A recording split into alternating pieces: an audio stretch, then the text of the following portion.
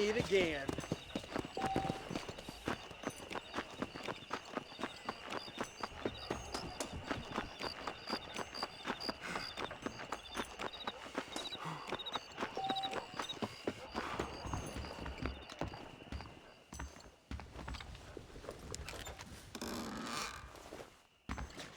Hello.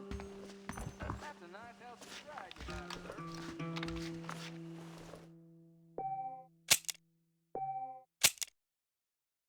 Hello, sir.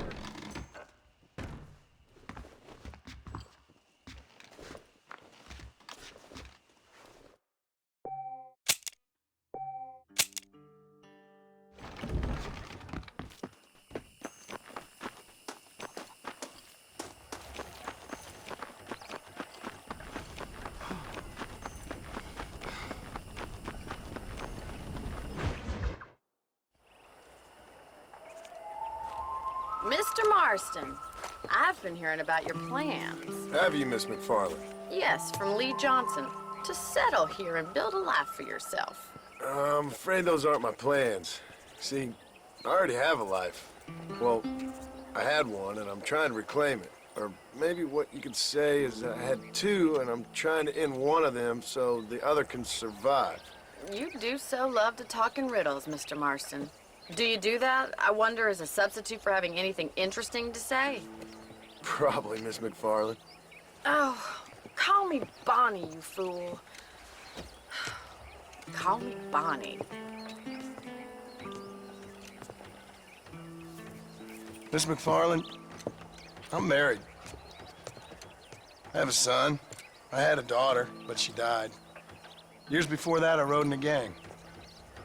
We robbed banks, trains, held people ransom. We killed people we didn't like.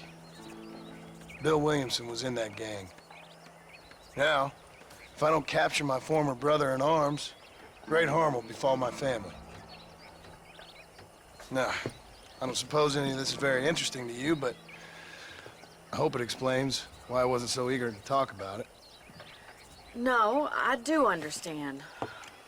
I had no idea. You poor man. Even in this new country, memories don't really fade. My father was an illiterate Scot born on the boat into New York. He never saw his homeland, but to hear him talk about it, you'd imagine he only ever ate haggis and wore a kilt. And he hated the English for what they had done to his great-grandparents that he'd never met. People don't forget. Nothing gets forgiven. That's true, especially when it comes to money. And you know, even now, after all his labors, my father's debts are still terrible. I worry every day about us losing the ranch. It would kill him. My father died when I was 8 years old. His eyes were, well, let's just say he was blinded in a bar fight south of Chicago. My mother died during childbirth. She was a prostitute, and he was her... Well, I don't know what he was. So I was sent off to an orphanage and ran away and fell in with a gang. My word. What a difficult life you've lived. The leader of the gang taught me how to read, taught me how to see all that was good in the world. He was a great man in a way. But you killed people. Sure. And I've suffered for it. And that's the life I left, or tried to leave. Said too much, Bonnie. I'm an uneducated killer, sent here to do all I can do well. Kill a man in cold blood so that another man may do his part to cut crime in an area, and a rich man can be elected governor on the back of these promises. Civilization is a truly beautiful thing, Mr. Marston. Listen, can you help me? Well, I can try. What do you need, money? No, nothing so complicated. I need an extra hand to take out the herd to pasture. Sure. Point me in the right direction.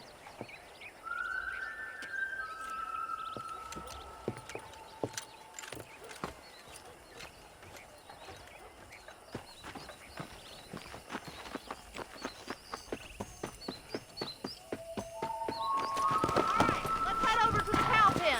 It's about time a budding farmers such as yourself learned how to herd cattle. Come on, boy.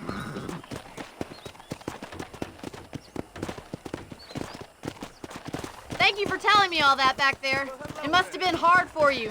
Hope you understand now why I've been playing my cards somewhat close to my chest. I didn't know you had a wife and child. Then again, I don't think I ever asked. They're lucky to have a man like you. I ain't so sure about that, but thank you. Stop messing about. We've got to get Good to these see you, cows Mr. out the Farland. pasture. Come on.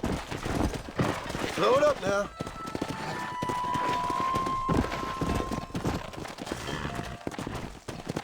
Nice job, Mr. Marston.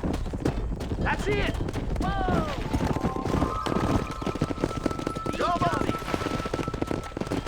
Herd the cows down the road. Pretend you know what you're doing. Look at the cowboy. Again, senor. Marston's quick. Gang, kill a guard. Read all about it. I've been hearing about Slow down. This way. We need to take them out to the pasture.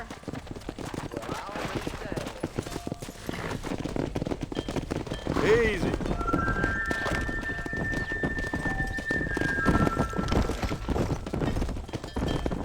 Yeah.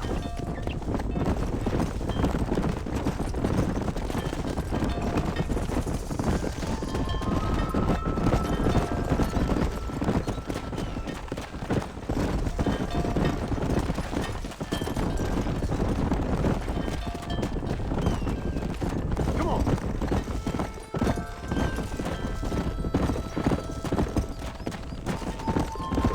He's just showing off now. Good. Now we need to move this entire herd out to the far pasture for grazing.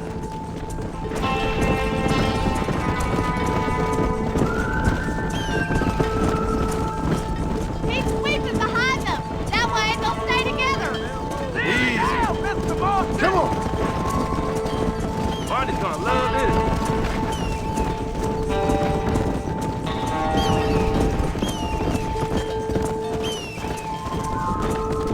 Keep it moving.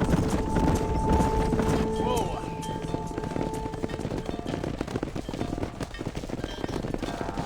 You're not bad with the herd. Ranching might be your true calling, Mr. Marston. Either that or you were a cow in a past life. Thank you, Miss McFarland. I'll see you later. I have work to do back at the ranch.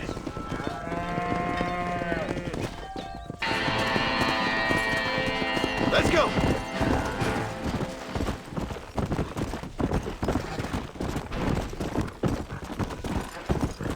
Whoa.